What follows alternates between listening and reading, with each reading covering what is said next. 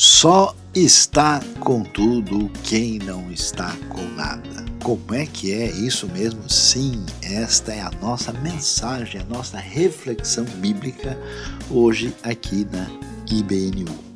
Então, eu peço a sua atenção, ouvir com detalhamento no coração a palavra de Deus e não se esqueça de estar sintonizado sempre com a gente. Aliás, se inscreva aí no nosso canal, ative o sininho, divulgue para os seus amigos, seja você também aí um amigo, um parceiro da IBNU, uma comunidade saudável para um mundo melhor.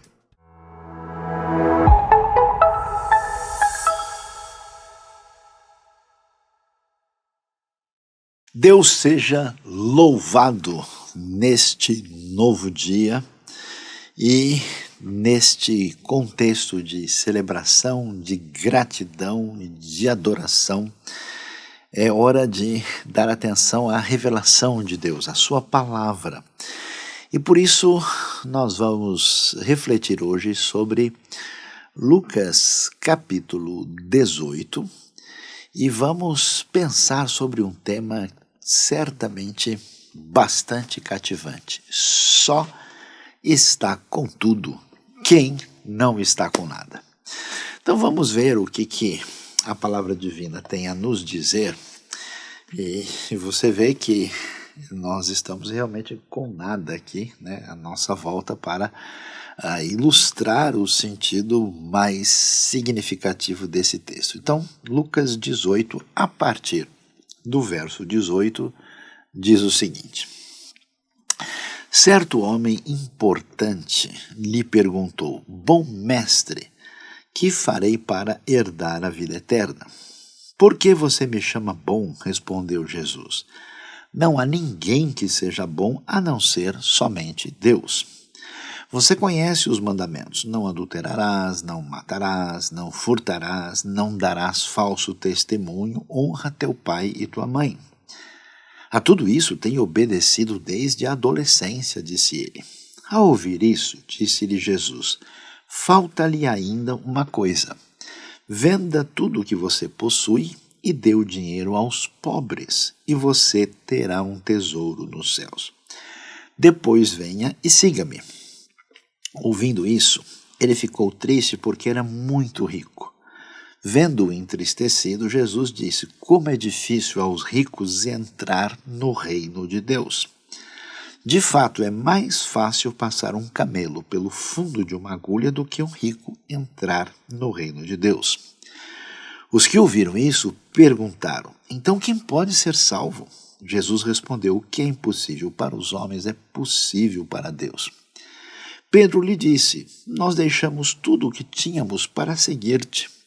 Respondeu Jesus: digo-lhes a verdade. Ninguém que tenha deixado casa, mulher, irmãos, pai ou filhos por causa do reino de Deus, deixará de receber na presente era muitas vezes mais e na era futura a vida eterna.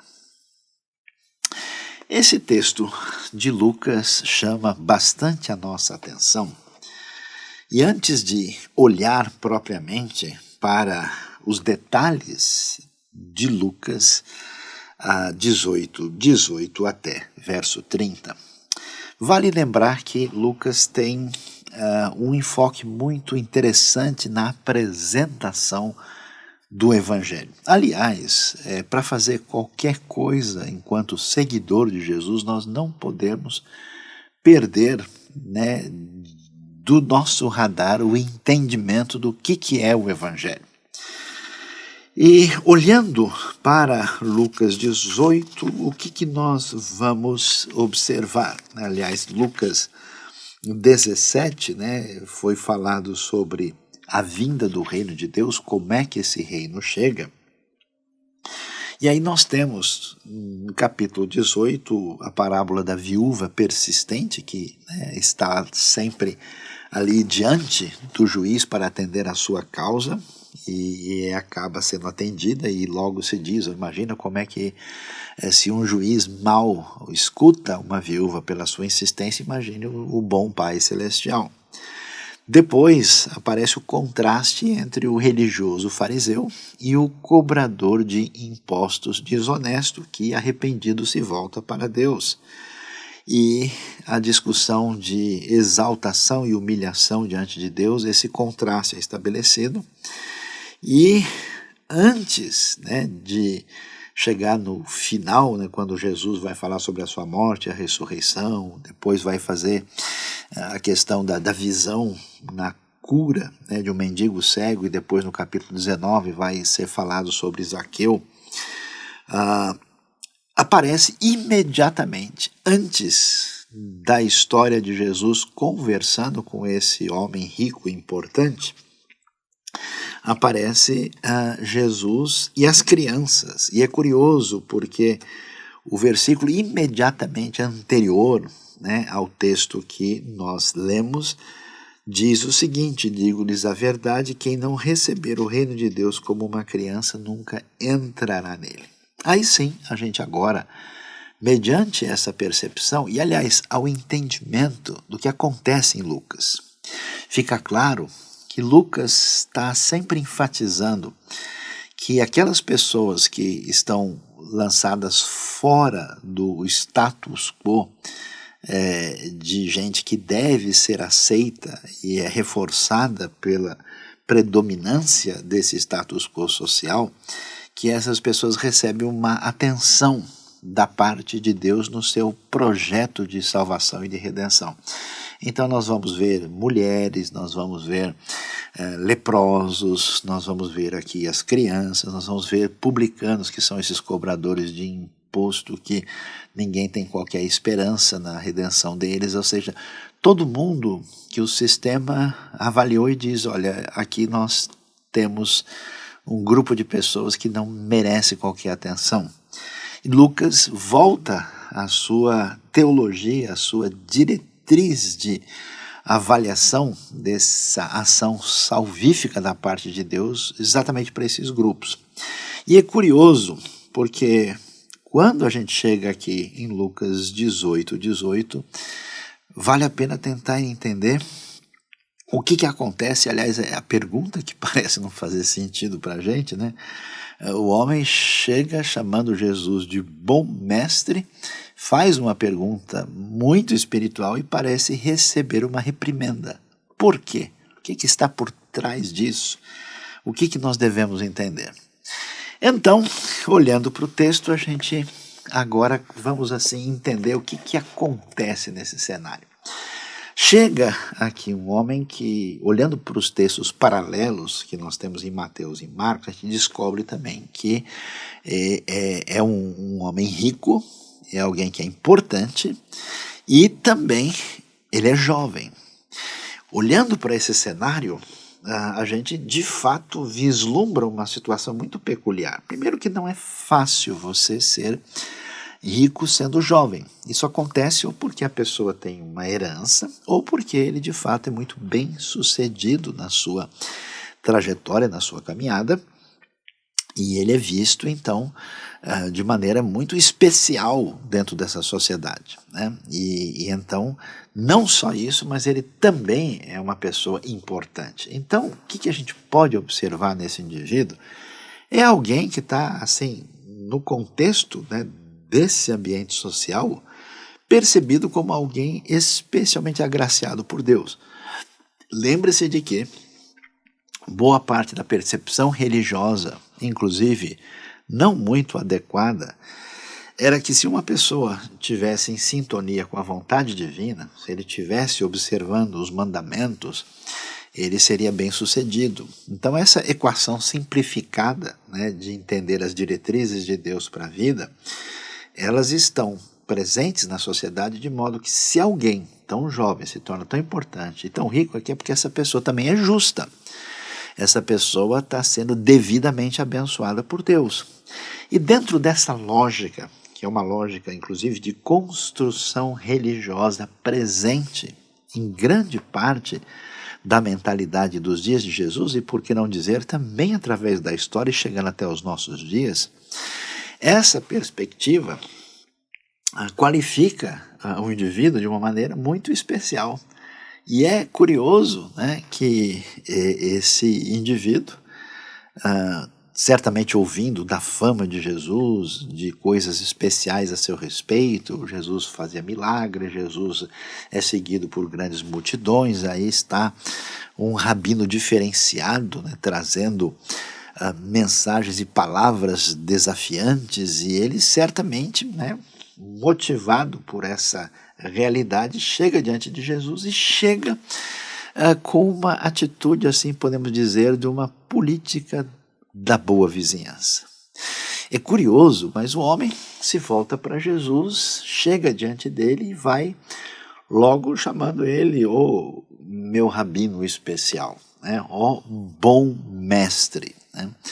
E logo emenda uma pergunta, que é uma pergunta bastante importante e significativa, de alto teor espiritual: que farei para herdar a vida eterna?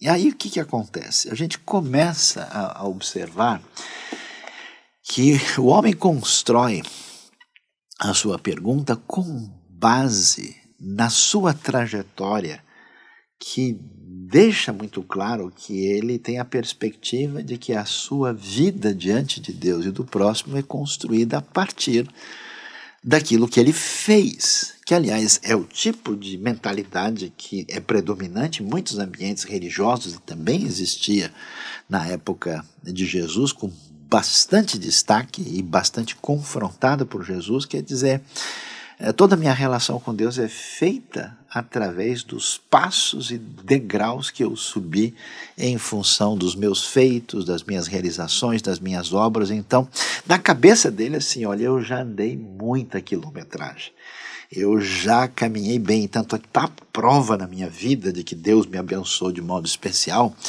por tudo aquilo que eu tenho, tudo aquilo que está evidente como jovem, rico e importante. Numa sociedade onde isso é difícil, especialmente nos tempos do Novo Testamento, quando Roma domina o mundo e boa parte da população do contexto judaico sofre na mão dos romanos. E aí, o que ele diz? Olha, escuta, o que está faltando? Qual é o ponto? Qual que é a próxima milha que eu tenho que andar? Qual que é a cereja do bolo para eu fechar aqui a minha grande festa, né? A minha comemoração? O que eu posso fazer para herdar a vida eterna? É interessante, né, que a gente tem, é por isso que vale a pena, é sempre importante olhar bem o contexto do Evangelho. A gente lê no verso 17 e você tem o contraste, né, que o texto acabou de dizer o que quem não receber o reino de Deus como uma criança nunca entrará nele.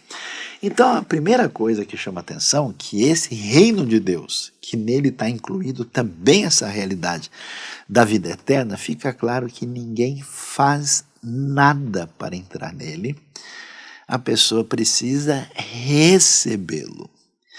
E por isso a atitude desse homem, né, tentando ganhar a simpatia de Jesus de uma maneira entre a ingenuidade e a atitude de uma aproximação, vamos dizer, um tanto quanto discutível, ele, da parte de Jesus, recebe, né, esse questionamento: peraí, por que você está me chamando de bom?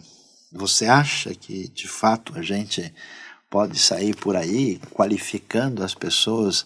E certamente esse homem entende o bom em função da caminhada, né? Ele se julga bom e está faltando pouco para ele chegar ao ótimo. Ele quer saber, então ele chega em Jesus dizendo isso, e Jesus então vai dar a palavra decisiva e dizendo: escuta, não existe ninguém que seja bom no sentido absoluto, somente Deus é bom de verdade. E aí a coisa começa a ficar clara para a gente.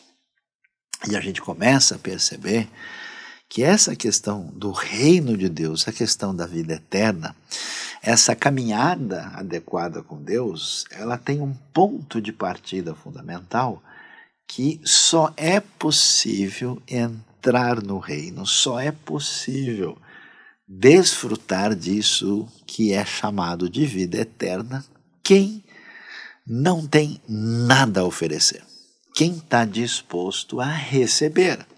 E, aliás, receber como uma criança. Porque quando a gente vê a maioria de nós, né, na nossa fase adulta da vida, para muita gente é difícil receber qualquer coisa. Eu estou acostumado a ver gente assim que você dá qualquer coisa, você vê que a pessoa fica incomodada, ele quer pagar de alguma maneira, ele quer retribuir.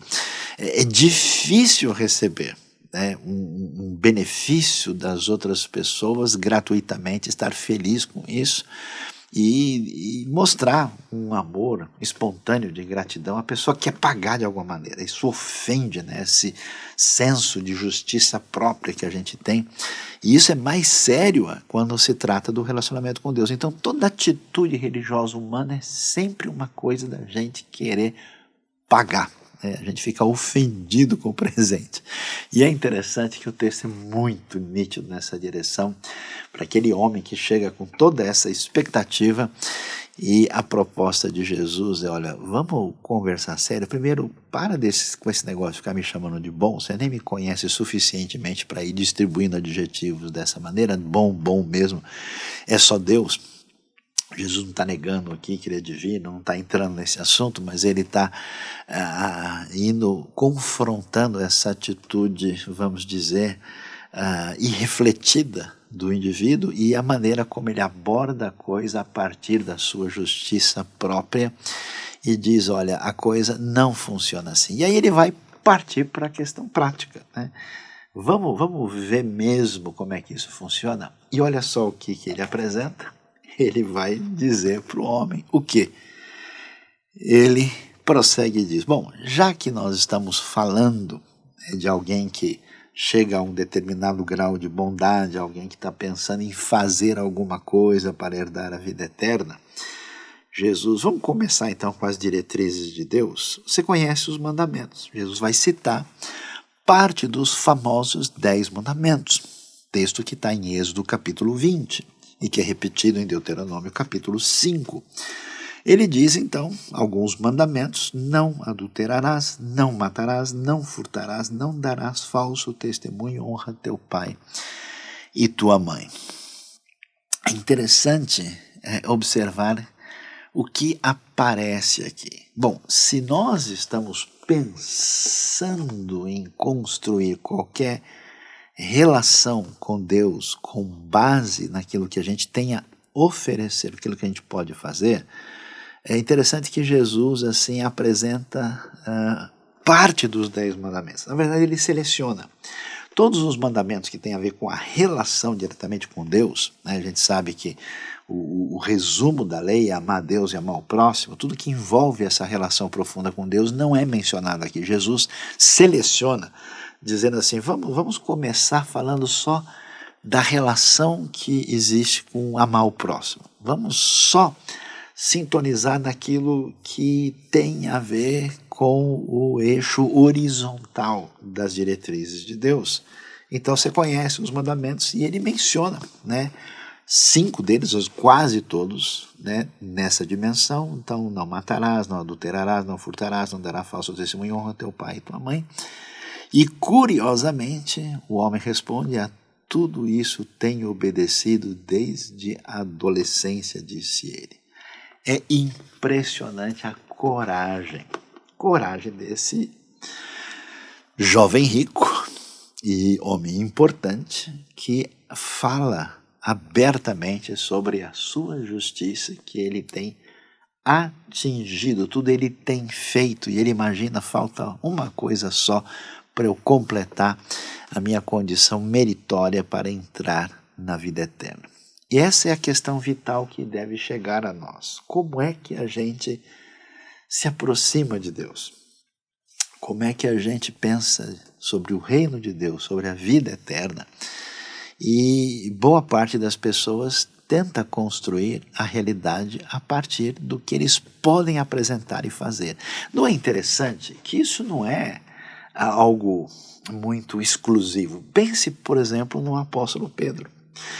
Quando Jesus fala o que vai acontecer com ele na sua paixão, é interessante que Pedro vai claramente dizer: Senhor, ainda que todos abandonem, eu jamais vou fazer isso. Ou seja, ele constrói a sua relação com Deus com base naquilo que ele é capaz de fazer na sua própria força, na sua própria virtude, no seu próprio poder.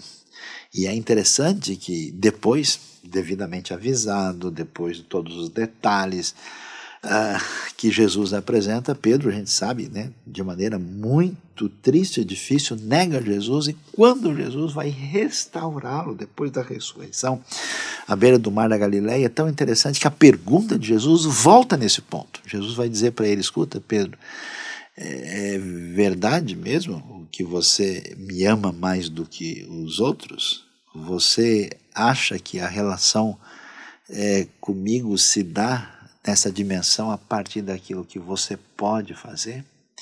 Então a gente começa a perceber aqui que o caminho para Deus, da perspectiva do Evangelho, precisa ser um caminho de esvaziamento da nossa prepotência, da nossa arrogância, dessa atitude de construção, né, de um altar onde a gente sobe em cima dele para fazer dele o nosso palanque, para fazer dele o centro do holofote que cai sobre nós em função do que nós podemos apresentar diante de Deus. E esse homem mostra muito claramente essa atitude, ao ponto de ter a capacidade de afirmar: olha, eu tenho feito tudo isso desde a minha adolescência. E aí, nesse momento, é muito interessante, Jesus vai chegar ao ponto importante dessa conversa. É curioso, eu acho muito impressionante o fato de que Jesus, se eu estivesse no lugar de Jesus, eu começaria a dar risada do rapaz, né? Ia ficar complicado o negócio, né? Se a gente pudesse confrontá-lo, quer dizer, o quê? Quer dizer que você sempre honrou seu pai e sua mãe perfeitamente, você nunca deu um falso testemunho, você nunca cometeu nenhum, e que você tem guardado de fato os mandamentos no sentido pleno, né? E Jesus, então, dentro da lógica esperada por ele, porque é isso que é interessante, o homem imagina, como a maior parte das pessoas imagina, que desde que a gente seja uma pessoa socialmente boa, desde que a gente, né, faça aquilo que é essencial, não, eu trabalho, eu sou responsável com a minha vida, com a minha família, eu sou uma pessoa de bem, como a gente gosta de dizer, a gente pensa, olha, talvez mais uns 2 Pai Nossos aí, mais uma ajuda aos necessitados, talvez um apoio à paz mundial resolva a minha situação. E é interessante que Jesus entra nessa lógica dizendo: que legal, né? Você ganhou toda essa pontuação, a sua milhagem espiritual está bem elevada. Então, tem um detalhe que eu queria compartilhar com você, falta uma coisinha, tá? Então, preste atenção. Jesus, ouvindo isso, em vez de confrontar e dizer: que absurdo, como assim? Quer que eu revele alguma coisa aqui sobre a sua fragilidade moral?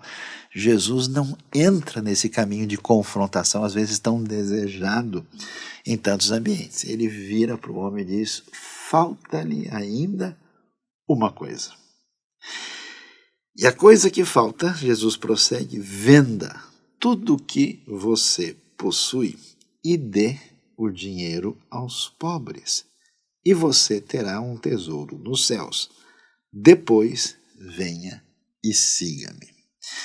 Eu fico imaginando, né, a surpresa desse indivíduo que tem um perfil moralista, que tem um perfil legalista, que tem um perfil bastante aceito e reiterado por aquele tipo de sociedade religiosa, alguém que certamente está muito bem na fita e realmente é bem sucedido em tudo na vida, e que imaginou que iria ter uma sintonia com o rabino mais badalado do momento, para ter algo reforçado, né, em relação à sua vida.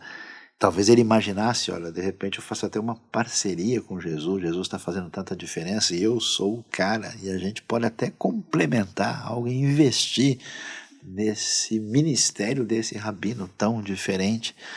E certamente o que Jesus vai dizer vai atingir no âmago, no coração desse homem, que ao ouvir a proposta de Jesus, fica abalado e profundamente entristecido.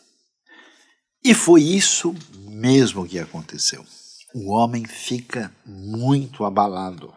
É claro o detalhamento que o texto nos apresenta quando diz no verso 23, ouvindo isso, ele ficou triste porque era, atenção, muito rico. Vendo entristecido, Jesus disse como é difícil aos ricos entrar no reino de Deus. De fato, é mais fácil passar um camelo pelo fundo de uma agulha do que um rico entrar no reino de Deus. A gente observa aqui onde é que está o ponto fundamental da questão. A gente descobre, de fato, como é que a gente constrói a nossa relação com Deus e como é que a gente constrói a nossa vida, qual que é o fundamento de tudo. Ainda que aquele homem tivesse uma série de virtudes aparentes e tivesse um sucesso na vida, tudo aquilo foi construído com base em si mesmo e criou uma relação afetiva fundamental em cima do seu próprio sucesso. Daí a importância e o valor das riquezas. E a gente entende, Jesus sabia muito bem onde é que estava, de fato, o que a gente pode chamar do interesse maior, da glória maior, aquilo pelo qual o homem vivia. E isso é muito significativo porque é a pergunta que nós devemos fazer em relação à nossa vida e que de fato é revelado quando as nossas emoções mais profundas são testadas.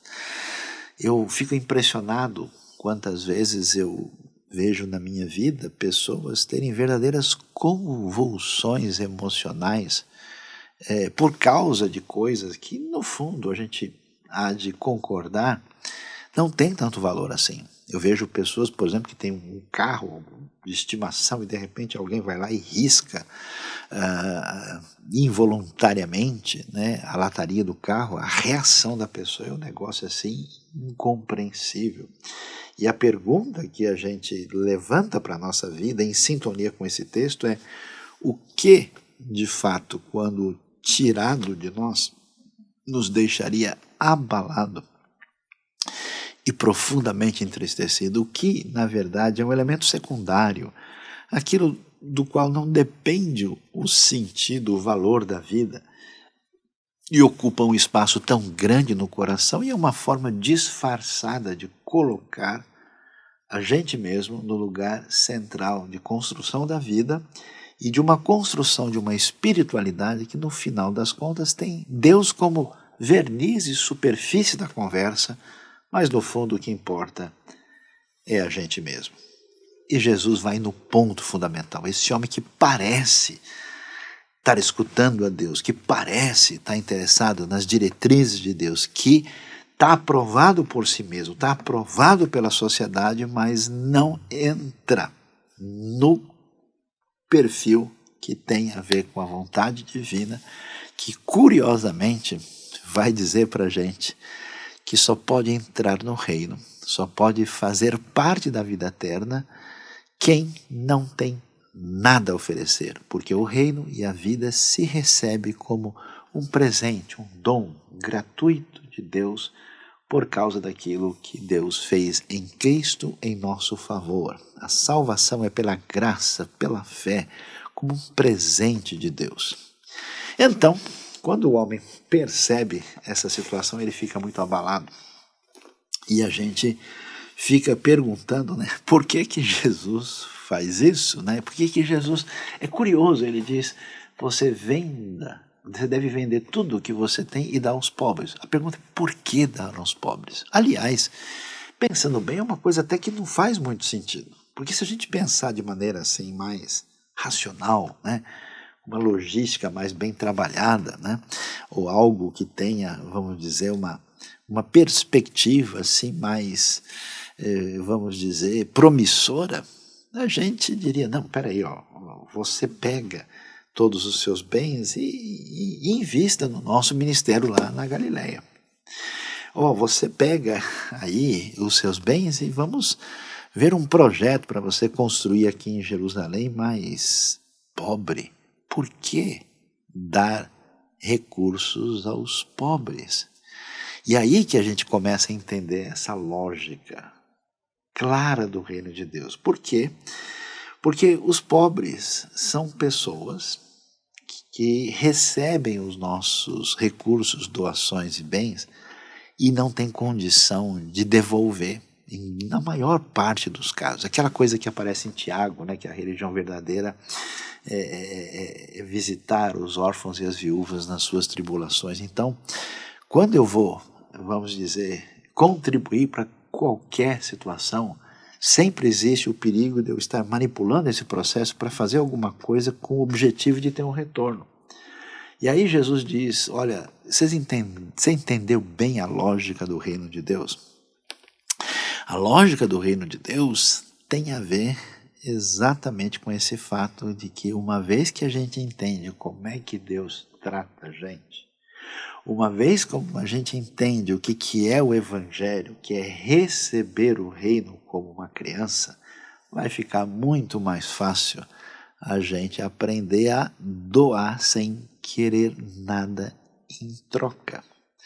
Por isso, a percepção do pobre é fundamental, porque o pobre é gente de carne e osso.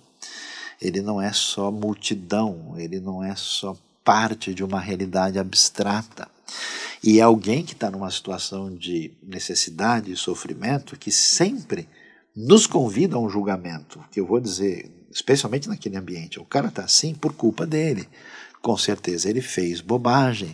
Se ele tivesse sido previdente, se ele tivesse tido uma atitude adequada, ele não ia estar nessa situação. Então, quer saber de uma coisa? Eu vou encaminhar o recurso para alguém responsável, mas não dar direto para essa pessoa, porque ele só vai fazer mais bobagem com isso. É curioso como a gente tem, né, um juízo elevadíssimo diante de situações como essas, e eu fico impressionado como tem gente que, talvez para ajudar alguém necessitado com 10, 20 reais, cria toda uma discussão e não tem dó, talvez, de gastar em seu próprio favor 500 mil reais e até mesmo valores extras simplesmente para mostrar o seu poder. Alguma coisa não está funcionando bem nesse raciocínio. Então, Jesus diz que ele deve fazer isso, deve dar aos pobres. E eu fico imaginando, né, nesse ambiente onde riqueza é sinal de justiça e aprovação divina, isso bate fundo e mexe com o homem. E Jesus, então, vai prosseguir, vai dizer essa frase que abala não só o homem, mas abala a gente até hoje. Ele vai falar o quê? Ele vai dizer que é mais fácil passar um camelo pelo fundo de uma agulha do que um rico entrar no reino dos céus. Nos textos paralelos até que se diz quem confia nas riquezas. E aí a gente pensa, né, que coisa, a riqueza é uma coisa ruim? Não é, o problema é o que a gente consegue fazer de bobagem com as coisas boas que Deus nos dá. E não quer dizer que o texto está nos convidando a viver numa situação de miséria, de sofrimento, e que a gente não pode ter nada. A questão é que não pode deixar que as coisas que a gente tem venham a ter a gente sob o seu domínio e ocupe o lugar que ocupava na vida desse homem rico. E aí, esse texto é tão forte que até hoje as pessoas tentam mudar o seu significado para poder se sentir melhor nessa situação. Não, camelo não é camelo, veja, camelo na verdade é uma corda, é talvez um barbante grosso, agulha não é agulha é uma portinha que tinha em Jerusalém, então assim, é um camelo passando pela portinha, na verdade o camelo podia ser uma corda passando por uma agulha grande, ou seja, era uma coisa difícil, mas a questão é, camelo é camelo e agulha é agulha, simples assim. O texto não tem o objetivo de dizer que é uma coisa dentro da cabeça do jovem rico. É uma coisa difícil que a gente consegue resolver com um pouco mais de esforço. É só acrescentar, né, o ponto final. Sabe aquele desenho que a gente faz assim, ligando os pontos, né? Faltam só 1 ou 2 para a gente completar a figura. Não é essa a realidade que aparece aqui. A realidade é tão forte que a gente vai observar com clareza, na sequência do texto, que aqueles que ouviram perguntaram o que está claro. Então, quem pode ser salvo? Está claro que se um indivíduo importante, rico, jovem, bem-sucedido, bem respeitado na sociedade, recebe uma palavra de reprimenda dessa de Jesus, que não deve ficar chamando ele de bom, e ser rico não significa grande coisa, essa riqueza não pode ajudá-lo a ter a vida eterna, e depois dessa história de camelo e agulha, o pessoal diz, ixi, agora deu ruim. Quem é que pode ser salvo? Aí a resposta de Jesus tem tudo a ver com aquilo que a gente sabe que só pode estar com tudo quem não está com nada. E aí a gente vê o que é impossível para os homens é possível para Deus. Por isso o Evangelho é um caminho, é uma proposta da parte de Deus que tem a ver com o esvaziamento da nossa justiça própria, o esvaziamento da nossa religião que pretende negociar com Deus, o esvaziamento das nossas obras de justiça, o esvaziamento daquilo que parece nos fortalecer a partir de nós mesmos para simplesmente entender que a salvação vem de Deus, que é preciso, numa atitude de humildade, humilhação, baixar a cabeça, aceitar que Deus tem razão e receber o presente gratuito pela fé dado por Deus, assim como um pobre recebe uma ajuda para garantir a sua sobrevivência. O que é o Evangelho? É um mendigo que achou pão contando para o outro que também está com fome. A perspectiva é diferente. E aí a gente tem a sequência do texto. E a sequência do texto chama a atenção. Por quê?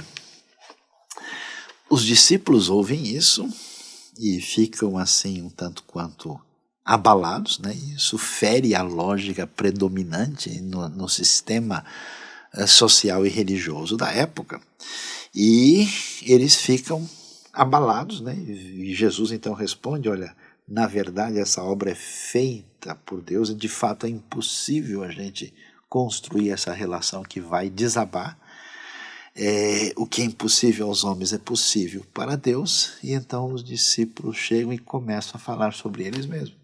E você pode imaginar, era uma vez um grupo de jovens que morava lá na parte norte do Mar da Galileia, e era um pessoal assim, nada relevante, né? E esses discípulos ali, tendo a sua vida em volta da atividade pesqueira ali no lago, de repente aparece esse rabino meio diferente que está começando a falar coisas assim que marcam a vida de tanta gente e começa a convidar esses discípulos para segui-lo. E quando ele faz isso, os textos são muito claros nos evangelhos, que eles deixando tudo o seguiram. E aí começa a cair a ficha, porque eu fico imaginando, é possível, né, que esses discípulos, com certeza, até porque você vê num determinado momento, está lá Tiago e João querendo saber, o Senhor, quando você assumiu o reino, como é que a gente vai sair na foto? Qual é a nossa posição? Porque eles estão pensando nesse reino com uma lógica semelhante ao homem rico. E aí eles então ficam preocupados e chegam para Jesus e fazem a pergunta: nós deixamos tudo o que tínhamos para seguir-te. E Jesus responde: digo-vos a verdade, ninguém que tenha deixado casa, mulher, irmãos, pai e filhos por causa do reino de Deus deixará de receber na presente era, muitas vezes mais e na era futura, a vida eterna. E aí nós vamos entender a outra parte dessa conversa da relação com Deus. É interessante que muita gente, quando pensa na vida eterna no reino de Deus, acaba pensando nas coisas de uma forma diferente. O Evangelho não é uma proposta abstrata de explicação teórica sobre a realidade. Não é uma teologia, uma filosofia. O Evangelho também não é uma lista de obrigações e responsabilidades, certas diretrizes e mandamentos, como se fosse um resumo ético do que a gente deve fazer ou não fazer, como pisar no quadrado do que Deus deseja ou não. Uma espécie de tentativa de atender a caprichos divinos que parecem não fazer sentido, mas é melhor obedecer. O Evangelho não é uma proposta mística para que a gente entre numa sintonia com uma realidade superior e poder, de alguma maneira, usufruir de certas energias espirituais poderosas. A coisa não está ligada a isso. O Evangelho tem a ver com seguir uma pessoa. Seguir a Jesus, caminhar nessa sintonia dessa graça de Deus, do reino de Deus, receber esse presente. É interessante que Jesus diz, depois que você derrubar o seu ídolo, depois que você entender que a riqueza e a sua pretensa moralidade e bem-aventurança de caminhada não podem construir a sua relação diante de Deus, e que você abrir mão disso, você pode começar a me seguir. E aliás, os discípulos que seguem Jesus, os textos vão ser claros, que eles, deixando tudo, deixando as redes e o barco, passaram a seguir a Jesus. E aí vem o grande desafio do Evangelho. O Evangelho não é aquele chamado para a gente agora concordar com Deus e achar que Ele é legal. Não é um chamado para a gente dizer, não, Jesus realmente, olha, é top, Ele é espetacular.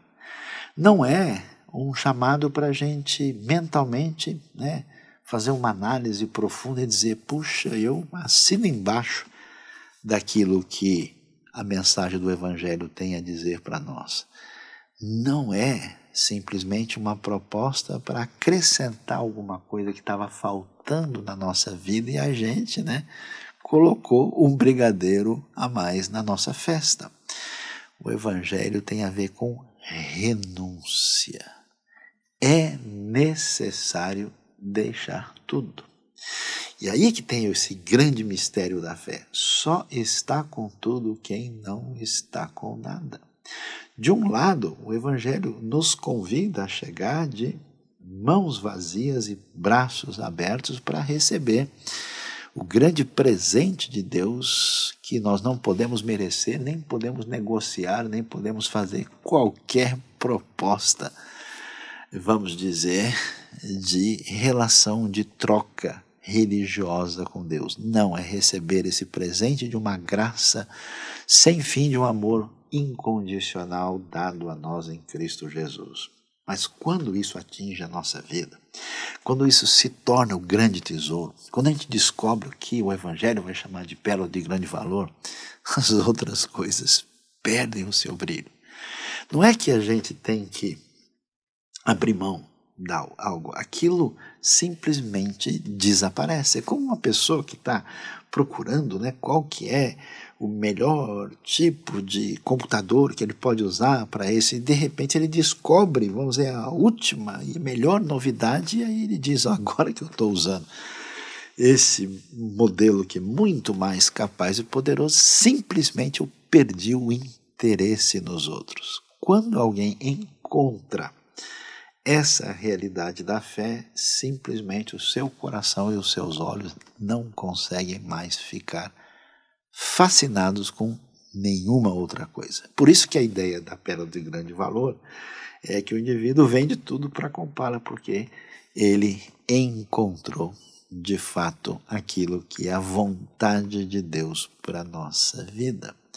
E aí, Pedro vai dizer aquilo que parece não fazer sentido. Como assim? A gente abre mão de tudo? A gente perde tudo? E como é que vai ficar isso? E Jesus responde, na verdade, como o Evangelho é renúncia, quer dizer, mesmo os nossos laços familiares, os nossos bens, as coisas mais fortes que podem atingir o nosso coração, ele diz, né, que tenha deixado casa, deixado cônjuge, irmãos, pai, filhos, por causa do reino de Deus, coisa que aconteceu muito, né? desde o cristianismo primitivo, deixará de receber na presente era muitas vezes mais e na era futura a vida eterna. E com certeza quem alcançou o Evangelho nem tem tanta intenção de receber muita coisa aqui, porque o seu coração está satisfeito e até pode ter muita coisa à sua disposição que certamente vai ser usado para a glória de Deus e para a realidade do reino. Mas a grande e maior satisfação e o presente máximo envolve a sua relação com Deus e essa relação iluminando a relação com o próximo, que se desdobra nessa grande conquista da vida eterna.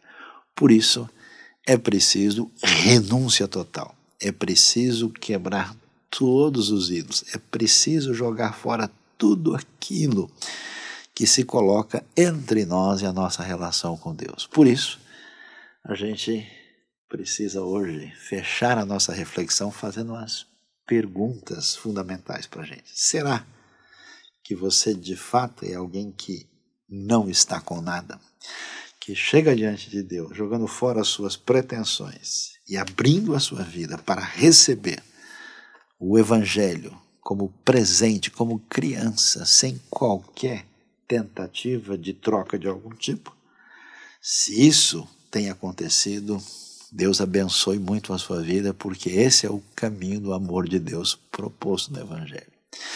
Se isso atingiu a sua vida e você agora vai seguir a Jesus, a pergunta é: o quanto você deve abrir mão para ir nessa caminhada? A resposta é: quem agora descobre que não está com nada, sabe que só está com tudo quem renuncia tudo e não tem mais nada, porque encontrou o tudo real que pode fazer diferença na nossa vida. Deus abençoe você, Deus abençoe a sua caminhada, Deus abençoe a sua proposta de seguir a Jesus, e que exatamente esse tipo de pessoa que não tem nada a oferecer e que renuncia tudo e que não está com nada e, portanto, está com tudo, é com essa gente que Deus constrói o reino, que Deus faz crescer a missão e que faz com que o Evangelho vá se expandindo até alcançar todos aqueles que vão ouvir essa mensagem poderosa de salvação. Deus abençoe a sua vida, abençoe o nosso coração nesse dia tão especial. Amém.